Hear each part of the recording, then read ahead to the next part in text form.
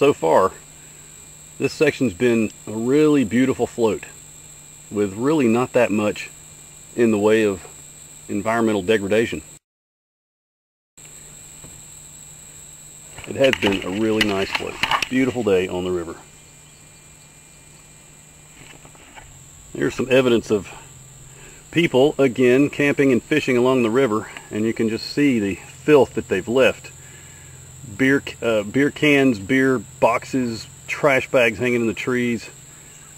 Just unbelievable, the filth. I mean, yeah, these people might even own this land, but it doesn't even look like they care. It's just crazy. I can't imagine treating the earth like this. Like it's just something to squander and use.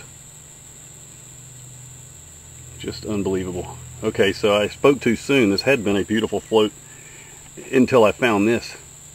And this is how you can easily ruin it for everybody else out there if you are a outdoor enthusiast and you go out and leave filth and garbage in your wake and you don't clean it up. I would really hate to see these people's house. It's probably just as filthy. The river suddenly took a very sharp bend to the right, back to the east. I'm in the peak of the Horseshoe Bend, if my map is accurate, and if my knowledge of reading maps is accurate, but it sure looks like it. It's a very interesting rock outcrop coming down into the river. I'm going to go check that out.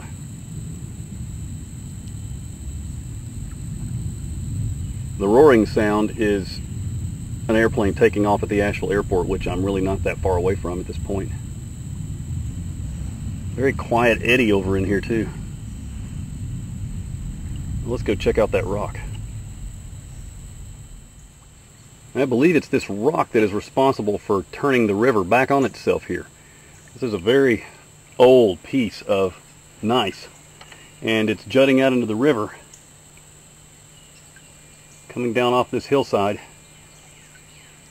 And the river has to hit it and go around it. There's no other way. The river, of course, has worn it away over the eons, where it goes down into the water there. But I believe this rock is responsible for changing the course of this river.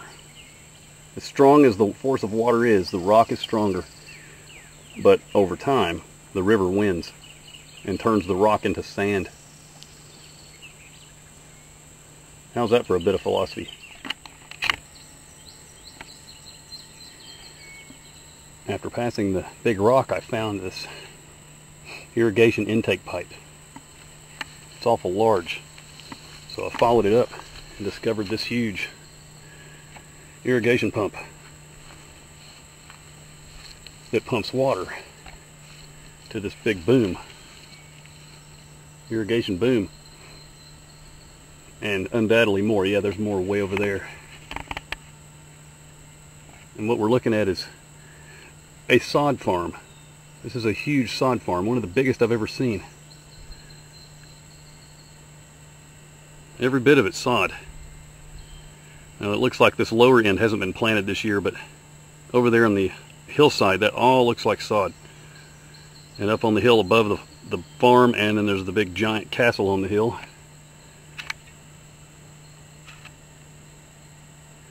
Undoubtedly they built with money raised from farming grass, which is what these guys are doing here.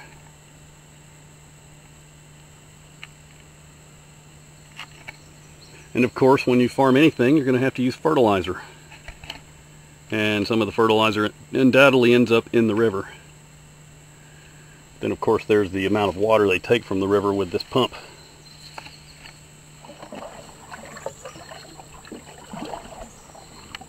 You know, that sod farm may have some negative points about it, like I just mentioned, but it does have some positives. You've got to look at both sides of the coin here. A sod farm, it's a farm, it's growing plants, and the plants are giving us oxygen, as well as taking carbon dioxide out of the air. Also, sod is pretty, I'll give it that. You know, a nice big green yard is pretty. I wouldn't want to have to deal with it. I wouldn't want to have to take care of it. But for some people, it's something they really like.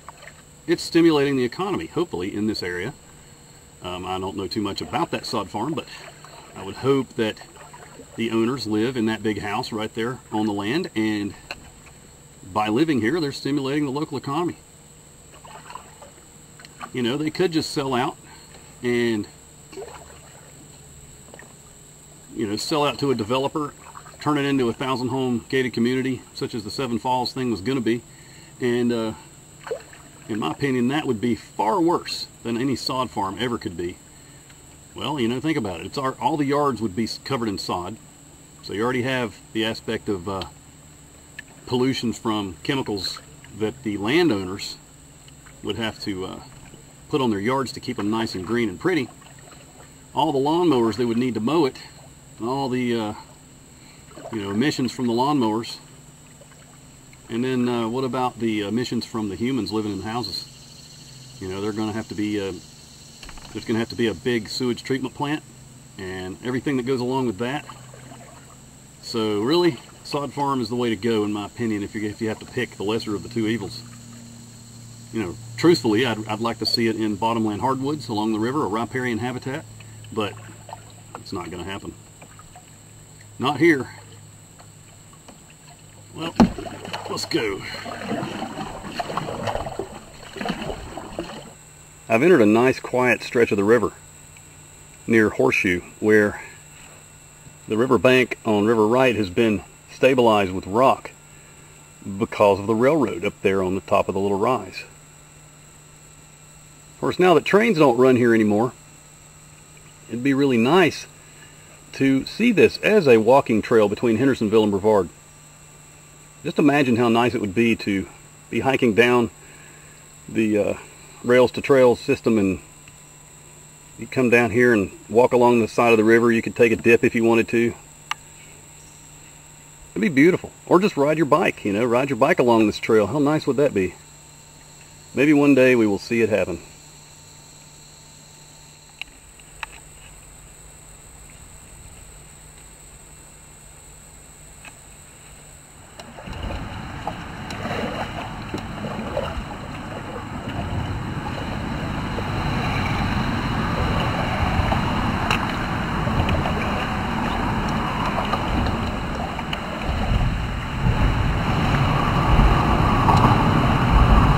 Under Highway 191.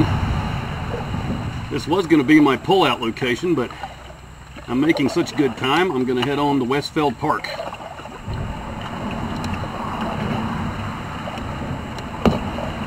That's the first people I've seen all day.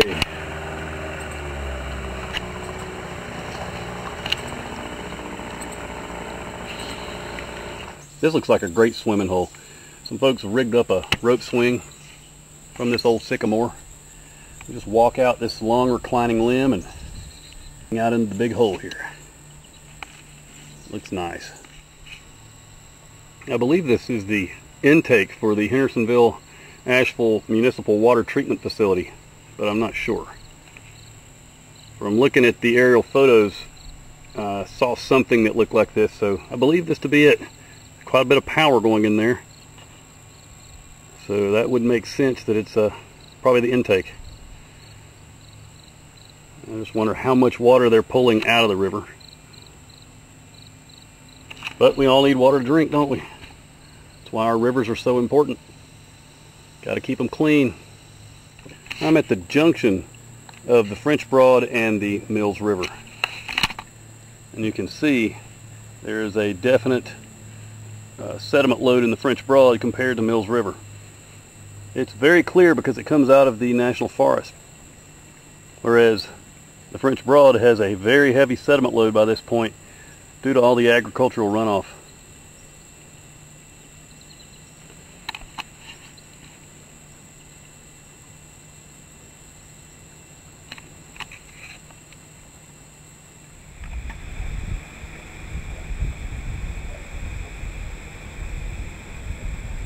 I'm at the confluence of the French Broad River and Mud Creek.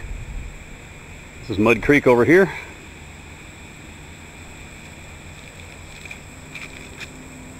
Mud Creek drains most of Henderson County, including the town of Hendersonville.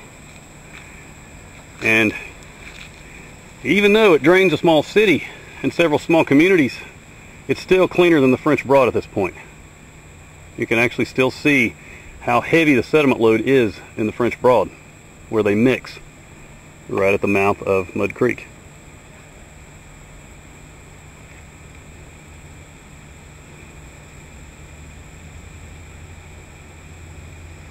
I have a special connection to Mud Creek. I grew up just upstream from here, maybe about 6 miles. And I floated Mud Creek from near where I grew up to a couple of miles north of here on the river. Well, let's head out and see what else we can see.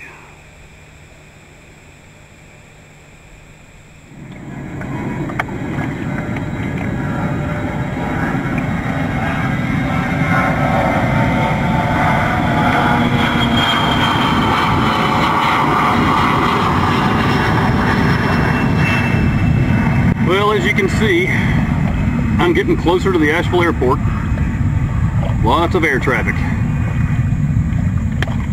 And the river's gotten nice and wide and slow here. Very easy paddle.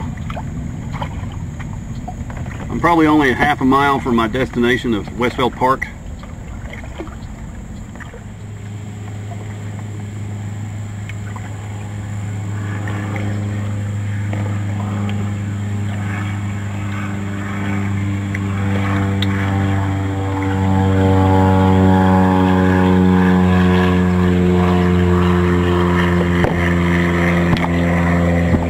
Well, if it wasn't for all this air traffic, I would feel like I was in a tropical jungle somewhere.